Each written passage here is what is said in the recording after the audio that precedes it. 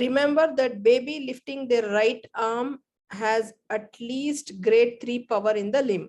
So against the gravity is grade 3, lifting the arm is grade 3. Ask the mother about hand preference, which is abnormal under 1 year. So before 1 year, any hand they may use and any movements they may do. So you have to check if the baby is able to lift the arms, that means the power is 3. And also if there is any hand preference, it is abnormal below 1 year.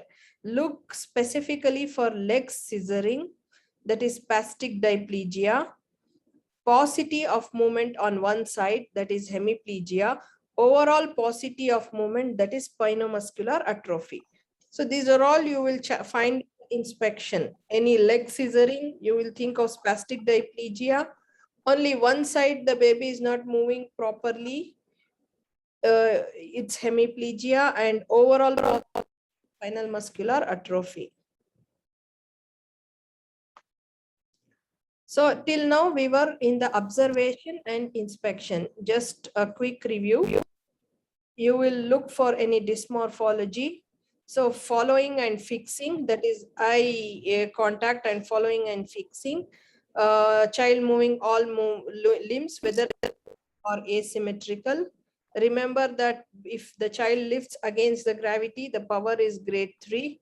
And if there is hand preference, it is abnormal under 1 year. And scissors of leg will give clue to spastic diplegia. Paucity of movements will be hemiplegia on one side. Overall paucity will be SMA. I can some sounds, so I will mute on.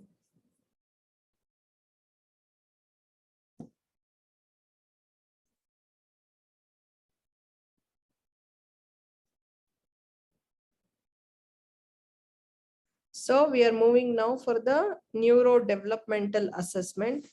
It is essential to know the normal milestones.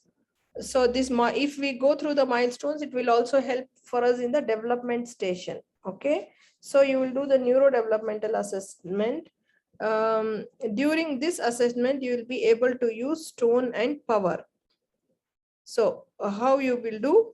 Pull the child to sit, use one hand to pull up, use one hand to pull up both hands and the other to support the head. Okay. And you will check, is there any head lag? So head lag has to be checked. This is the best way to assess head control, because if the child is head prone and the head is extended, this may reflect extensor spasm. So can anyone tell me what he's telling here?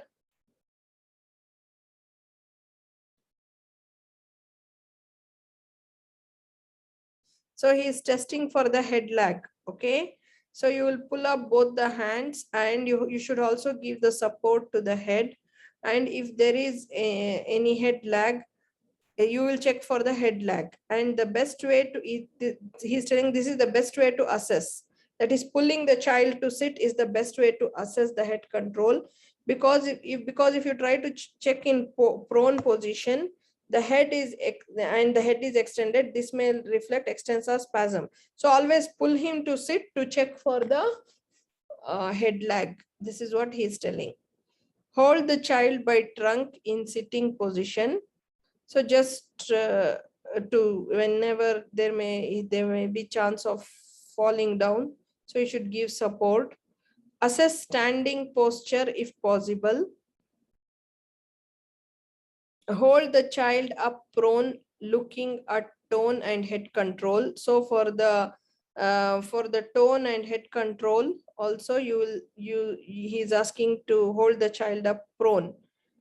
Place the child on the bed prone to see if the child supports their head and supports themselves on forearms. This is 3 months. If they can lift little by lifting their head and with the forearms, so you will put on the bed, prone on the bed to check whether he can move up little. Support themselves on outstretched hands. It will be 6 months. So Complete support on outstretched hands will be 6 months. Little they can come up by supporting themselves will be 3 months. Okay. So proceed with further examination dependent upon initial findings. Example, tone and power in all 4 limbs. Proceed to examine tendon reflex as you would in an older child. Remember to examine ankle clonus. Remember to examine for ankle clonus. 1 or 2 beats are normal under 1 year. So it can be normal. They can move like a clonus with 1 or 2 beats. It's normal. Plantar reflexes upgoing until 1 year. So ankle, you can see even in normal child, the ankle clonus and the plantar reflex. Okay. So finally examine the presence of primitive reflexes, that is Morose reflex, asymmetric tonic neck reflex, and grasp reflex. They are described in chapter 13. I think this is development, maybe chapter 13. Give some warning before attempting Morose reflex, as it is sometimes unpleasant for the infant. It may be sufficient to explain the procedure, then ask the parent whether you can perform it. So before performing on the infant, the Morose reflex, just ask the parents because it may be unpleasant to them. But I think we will be better to see for some pictures for this examination. Just 1 minute, I will open some pictures. And also we can go through the reflexes in chapter 13 as well.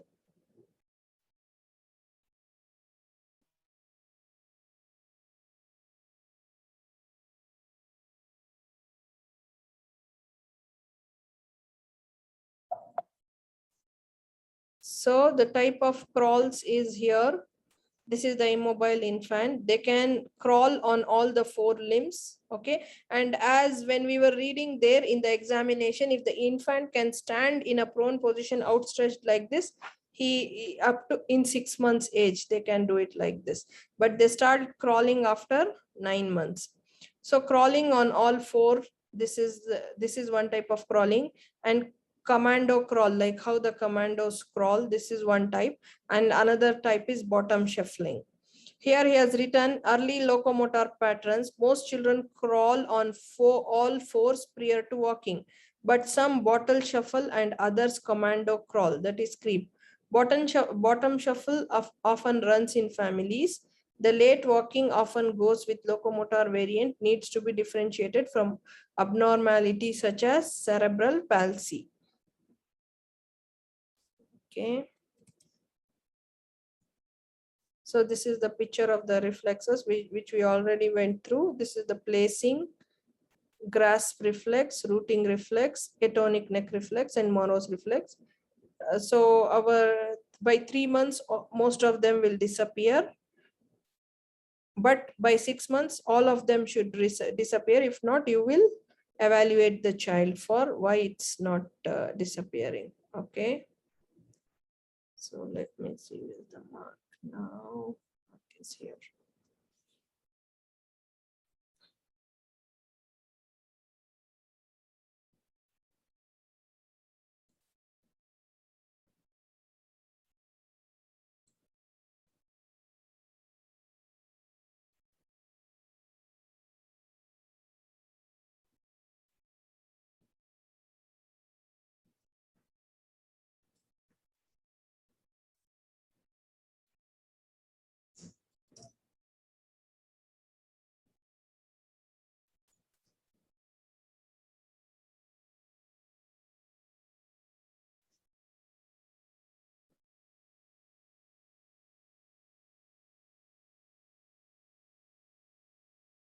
So now we will go through the floppy infant. You may be asked to examine an infant in whom it is apparent that there is poor truncal tone. And as your examination progress, you realize that you are dealing with a floppy infant. What you will see usually in the floppy infant, there will be a head lag. And as you observe and examine, you should ask yourself whether they are just floppy. which implies a central cause, or whether they are floppy and weak, which suggests that the cause is more likely to be peripheral nerve muscular or neuromuscular junction. Okay, so in case of floppy infant, there will be head lag, and you have to observe and examine that he is just floppy, which may be a central cause, or he is floppy and weak. Floppy and weak, usually the peripheral cause, and we have to search for the peripheral nerve, that is lower motor neuron causes, which we were reading the other day. It is whether the nerve or the muscle or the neuromuscular junction or the anterior horn cells. So you have to check. If it's just floppy, it will be central cause. Floppy and weak, it will be peripheral cause. So however, be aware that infants with cerebral palsy, central cause can be floppy and weak. So even they can be floppy and weak. You can keep cerebral palsy as your DD as well.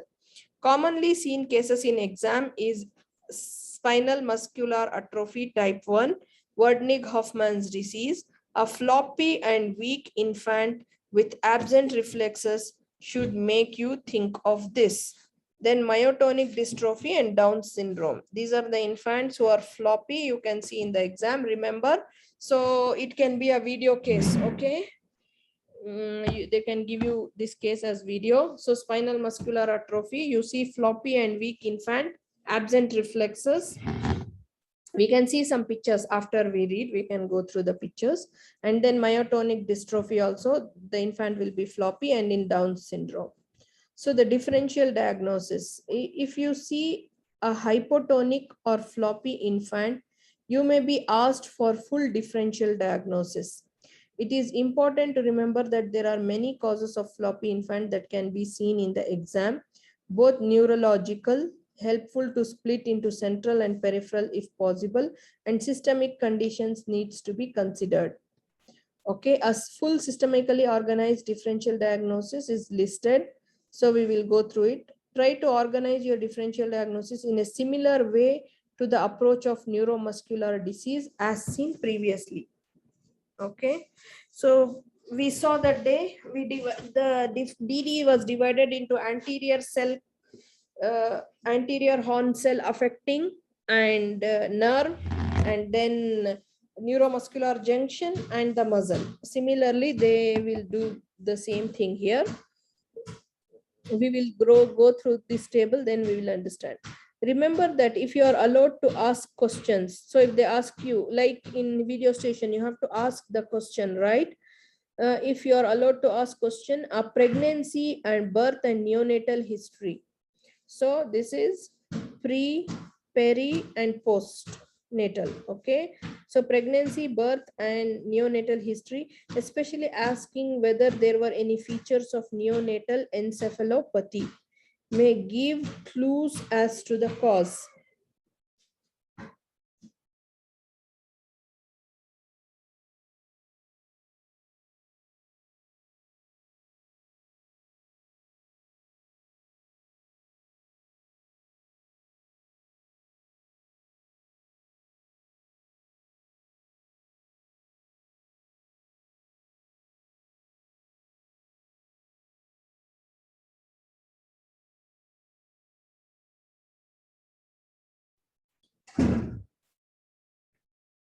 Always ask about development. Children with central cause for their hypertonia are more likely to have learning and social difficulties as well as epilepsy. So central causes will also be associated with learning, social difficulties, and epilepsies. When you ask the history in these cases, pre, peri, and postnatal history is very important. And you will also ask if there are central causes, the baby may also have learning and social difficulties and epilepsy. Can someone tell me, he's telling, especially asking whether there are features of neonatal encephalopathy. So what questions you will ask for features of neonatal encephalopathy? Yes.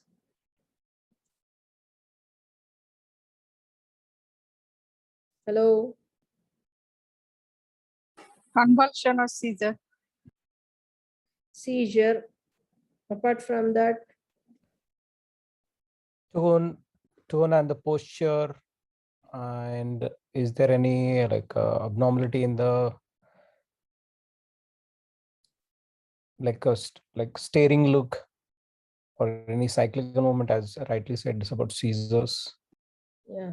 So posture is also very important, as you said. Posture, Yeah, it's a abnormal flexion, movements, which is an idea. posture, abnormal movements, mainly. Okay. Yeah, basically Sarnath and Starnath staging of the HIE can be used as one of the marker for labeling for your neurological parameters. So Yeah. As when we That were is reading, when we are that is for HIE. That is not for any other thing. Stage 1, stage 2, stage 3, you mean, right? yeah, but can be used as a marker. What is the signs of a neonatal No. encephalopathy? Can be encephalopathy is also can be a lot of list of causes. yeah, But yeah. No. Now see, HIE, hypoxic ischemic encephalopathy. So it will come under encephalopathy only, neonatal encephalopathy. So you can just see mainly when we are reading in the beginning, he has told, right? Like if there is scissoring posture in the legs, you will think of diplegia. If one side of the body is not moving properly, you will think of hemiplegia. So observation of the posture and movements. And for seizures, we can also say abnormal movements, any abnormal movements. We'll ask the mother like abnormal movements. So this is the differential diagnosis you should put in your mind when you see a floppy infant. We have again central, then we'll go for the spinal cord, then anterior horn cell, nerve fiber, neuromuscular junction, muscle, and then other causes of hypotonia. So central causes, usually it will be encephalopathy, then cerebral palsy, intracranial hemorrhage, degenerative disease, that is infantile Gaucher's disease, neuromuscular disease, neurometabolic diseases like Zellwinger's, previous significant hypoglycemia. So we can just remember as central cause, definitely it will be affecting the brain. So encephalopathy, any encephalopathy like even hypoxic ischemic encephalopathy or metabolic or anything. Then cerebral palsy, hemorrhage in the brain. So infantile Gaucher's disease, these are the degenerative and metabolic. You can broadly keep it as anything which affects the brain. So encephalopathies, cerebral palsies, intracranial hemorrhage, and metabolic diseases. Okay. This can be your broad in your mind. If you remember this, you can say, otherwise it's okay. Next is the spinal cord. The lesions affecting the spinal cord is the spina bifida. Transection of the cord following complicated breech delivery. So your question of the birth is also very important. This will give you like there is a breech delivery and it was difficult delivery, complicated. So there can be transection of the cord, then hematoma in the cord and tumor. So spinal cord causes, you have spina bifida, complicated breech delivery, leading to transection of the cord, hematoma and tumor. Then anterior horn cells, spinal muscular atrophy type 1, poliomyelitis. This was also there in the older children, but here it was type 3, the differential in older children. Nerve fiber demyelinating disease, that is Guillain-Barré syndrome affecting the nerve fibers. Next is the neuromuscular junction, myasthenia gravis, but here you will tell transient neonatal myasthenia gravis and congenital myasthenia and botulism. So I think this transient neonatal myasthenia gravis we will see in the babies of mothers with myasthenia gravis, right?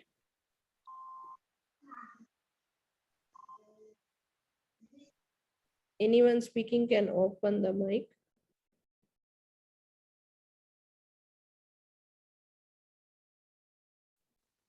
Okay. Yes, Anyway, it is yeah, go ahead. in mothers.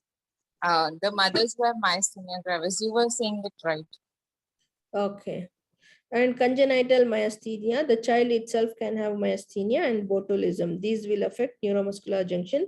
Then congenital myopathies, congenital myotonic dystrophy, congenital muscular dystrophies, Pompe's disease. Okay. So this is a glycogen storage disorder. And you can remember congenital myotonic dystrophy, which can be the common. It can come in the video station also. Next is the other causes, which is Down syndrome, Prader-Willi syndrome, usually genetic causes here, which are associated with syndromes. Down syndrome, Prader-Willi syndrome, acute and chronic childhood illness, hypothyroidism, hypercalcemia, renal tubular acidosis, rickets, celiac disease, cystic fibrosis. So these will come as other causes. Okay.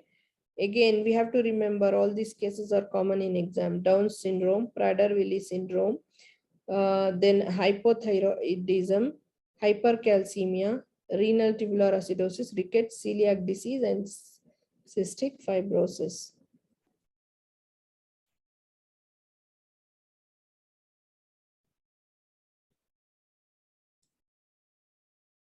So we will read about SMA type 1 and type 2.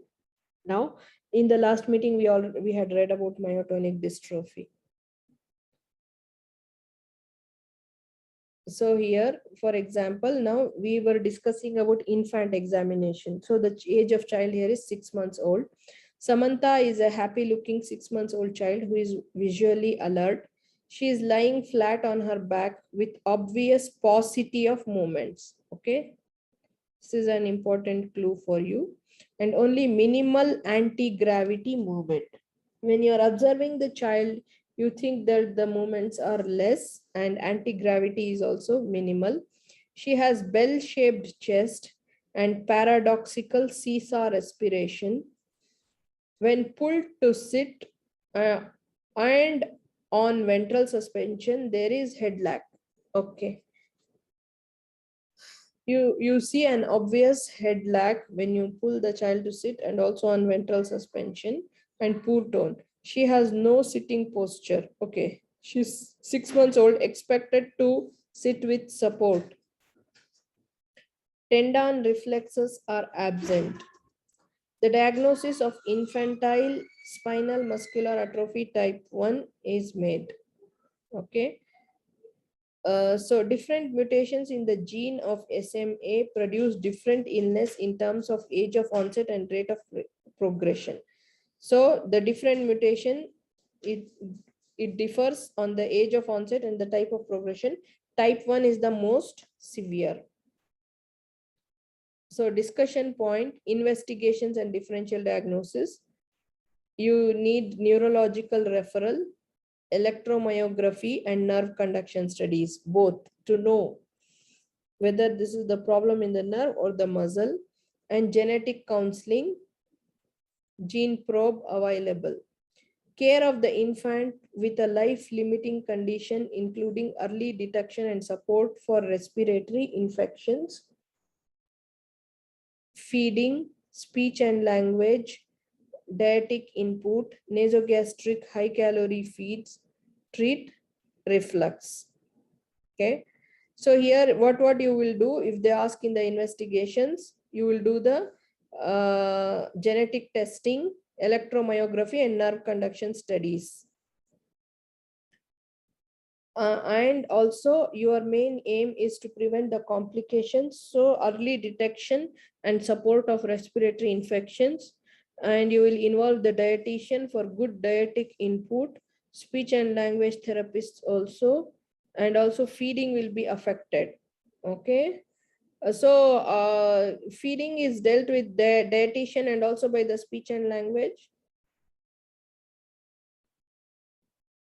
I read somewhere like this in the last when we were discussing one case, Fragile X syndrome. In that, even the feeding will be taken care by speech and language. Yes, basically that speech and language therapy, the how to use the muscles in the pharynx and larynx. That's how the speech and also feeding. Yeah, that's why he has written in the feeding, speech and language, and Mhm. dietitian. Okay. And Yes. strict high calorie feeds and treat reflux.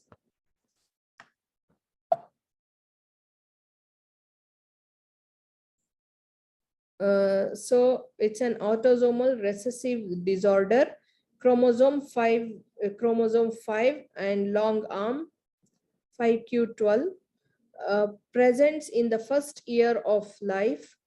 On inspection, infant is watchful and alert, but immobile with a frog-like posture, bell-shaped chest with seesaw respiration and proximal limb wasting. So when you see the video, if you think that this is SMA, describe in this way. Like you see an infant who is alert, okay, but immobile. If there is clear, I think in the videos what they give in the exam, there will be a clear clue for you. They will not confuse you. So if we have to describe like frog-like posture, bell-shaped chest, and seesaw respirations and proximal limb wasting. If you see this, because in infants may be difficult, whatever you see, at least definitely we will see this posture and bell-shaped chest. Okay. On examination, we'll have hypotonia. So what you will examine, you will say you will examine for the tone mainly, muscle weakness and reflexes. So hypotonia, muscle weakness, reduced or absent reflexes, and fasciculation is important. Okay. Legs are more severely affected than the arms. Okay, so here also legs are more affected than the arms. Patients are never able to sit. So by 6 months in our patient here, we are discussing it should be able to sit, but the child will not be able to sit. Patients are never able to sit and their lifespan is 12 to 18 months. Death is usually from respiratory failure. That's why in your management, you have to say that you will monitor for the early detection and support of the respiratory failure. Not only just infections, even the because of the paralysis, they may have the failure. So death is usually from respiratory failure. Diagnosis is essentially a clinical one. Gene probe available. What does he mean by gene probe? Genetic testing. Gene probe available. I did not get Yeah, what. PCR, gene it's PCR. microarray. Basically, they Probe have is microarray or PCR? it's microarray. Basically, the probes are available for Ah. exactly the SMA matching. The genes for the SMAs are But for this is deletion. SMA is deletion. So microarray will not be useful. I don't think SMA is deletion. No. SMA is deletion. You are 15 sure? 5Q. Yeah, 5Q. He has given the locus also 12. But Yeah, I 5Q12. don't think it's Yes. deletion. Yeah, then what it is? See, if he has given particular location, then it is deletion. It can be mutation also. 5Q12. But microarray will not be useful for such small thing. Like if you have to detect particularly a small thing, then in that case you need I think you have to know, yeah, check it and know, because like for example, if there is clear diseases with deletion, they will do fish testing, right? yeah, Like either for FISH William, or PCR.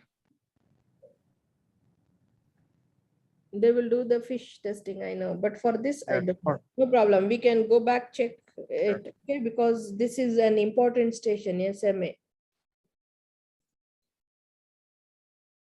So type 2, patients with the SMA type 2 have later onset of symptoms, but most affected by 12 months of age. So the type 1 will affect early. Okay. Here you can see that the affection is by 1 year, but here it will be from the beginning of the infancy. They will never be able to stand. There he said in type 1, they will never be able to sit. Here he is telling they will never be able to stand, means a little later presentation than the type 1. You can remember that presents in infancy. This begins to present at the age of 12 months, that is 1 year. They will be never able to stand, but life expectancy is longer, early teens through to middle age, depending upon the respiratory complications. So non-invasive ventilation overnight BiPAP is required later on in life, and children will with this condition will have regular respiratory team reviews. So in multidisciplinary team, respiratory team, dietitian, speech and language therapists, all physiotherapy, occupational therapy, all will come here. Okay, physiotherapy, occupational therapy, orthopedic input, nutritional input, including gastrostomy feeding, because they will have feeding problems, difficulty in swallowing due to weakness. So there has to be alternate feeding. Here also we read about the feeding. Nasogastric high calorie diets, they will also reflux. So for these children, you will plan for the gastrostomy feeding, also being increasingly important aspects of their management. Okay. So type 1 and type 2 mainly affecting the small children. Difference between type 1 is it affects early, and the death is usually by 12 to 18 months, means it is most severe form. In this type, they will never be able to sit. But in the next type 2, the beginning is at 12 months and they will not be able to stand, and respiratory complications has to be monitored, even though they can live a little longer up to teen age or middle age. And at the end of their stages, they will use overnight BiPAP. Okay, regular respiratory team follow-up, physiotherapy, occupational therapy, dietitian, and I don't know, orthopedic input for what, I don't know. Anyone? No, just for that, like, means, for musculoskeletal, any problem? Maybe. Okay. So we just completed floppy infant. Slowly, one case we will complete, and we will just see one picture so that we can have it in our.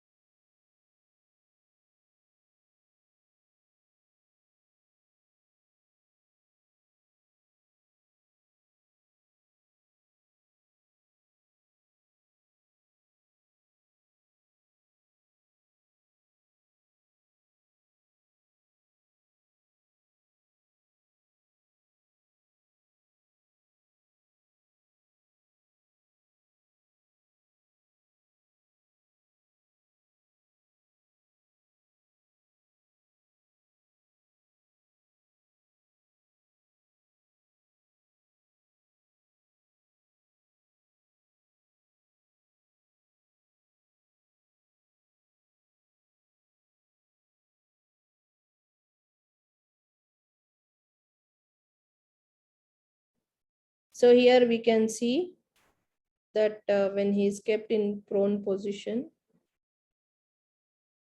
No, it happened.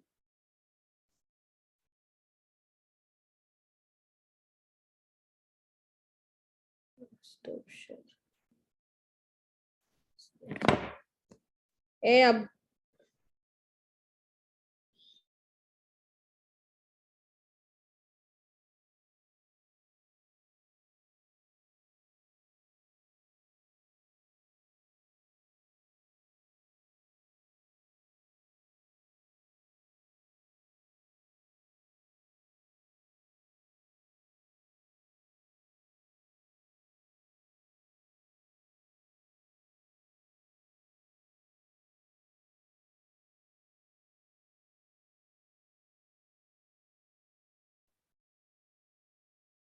so these two pictures here when he is trying to pull to sit, there is a clear head lag, and when you keep in the prone position here also. Okay. So this is all these things we can see in the video. And also we have to see for this bell-shaped chest and the seesaw respirations. I hope we can catch that, no problem.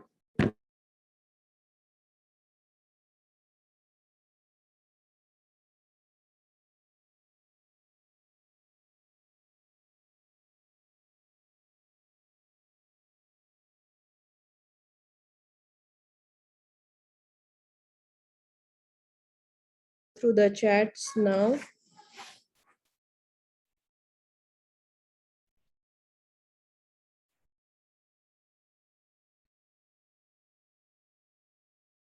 Anamika, what you're telling in illustrated book, nicely written.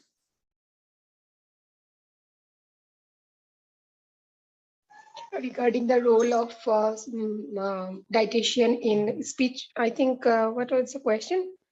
Salt, right? Speech and language therapy. Can you send me the page number or the picture for that later, or Yeah, no problem? yeah, sure. I'll send in the group. Yeah, better. For Yeah, all. fine. Okay, then some Daniel has written here 95% is due to deletion. I just checked up to date. Okay. Homozygous deletion of SMN1 exon 7. This is from Daniel. So we'll go back and check, and we should also check what is the genetic testing they are doing in this case, because this is a very common case. It can come in video, and nowadays they are giving even infants in clinical. Okay, it can come in clinical as well. Okay, so we will stop.